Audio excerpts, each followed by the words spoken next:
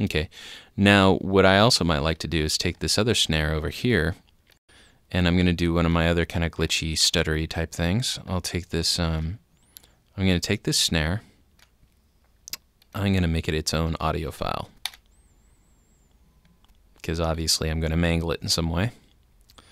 I'm going to open it up in the editor here, and I'm going to leave the very front edge of it where the transient hits. That's where the drum gets hit.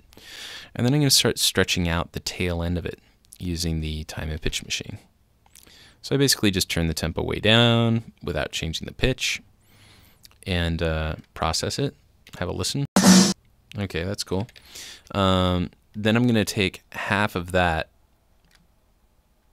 okay, to the end, and I'm going to process that.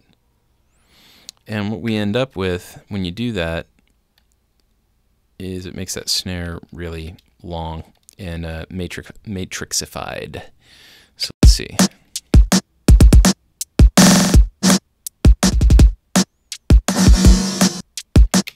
Makes this kind of crazy matrix effect.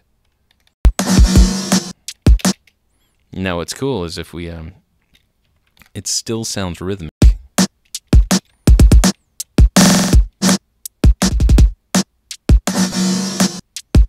Now the trick is to get it to sound like it's gonna end right before this this note.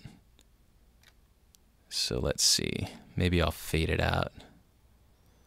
Use the crossfade tool. And let's see how it sounds.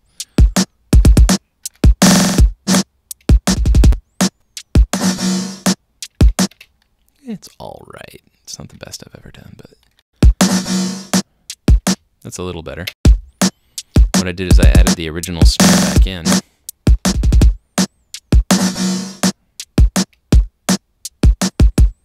Okay. Now another trick that I like to do when I'm doing stutter editing like this is I'll create another track. Make sure that it's stereo this time. And this time I'm going to put a little effect on it. Maybe a very quick flanger or something. Okay, and I'll grab these and I'll pull them down and see what happens. So I'm going to give it a very fast rate and high feedback and see what happens.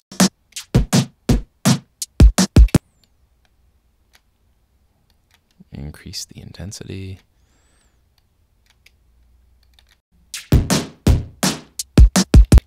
Okay, so just a weird effect of some kind.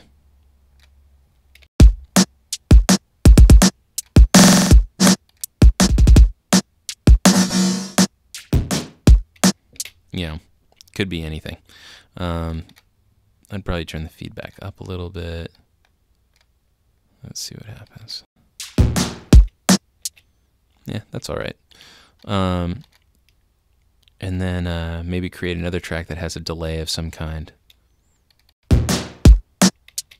This snare will go down here. And let's go to delay and just try a simple echo on it first. Maybe an eighth note triplet. Let's see what happens.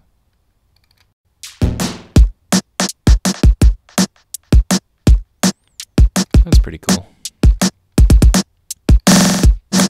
And then maybe make another one that has a stereo delay on it. Make these very short.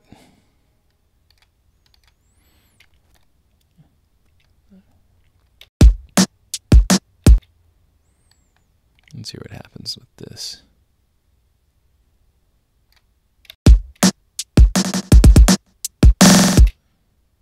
Make it a stereo track. That's a good idea.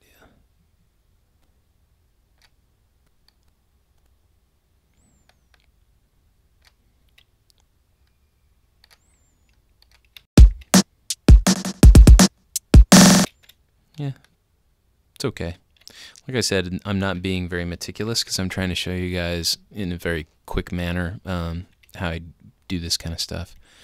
Let's see. Maybe if I take this and grab some of my reverses, pop them in.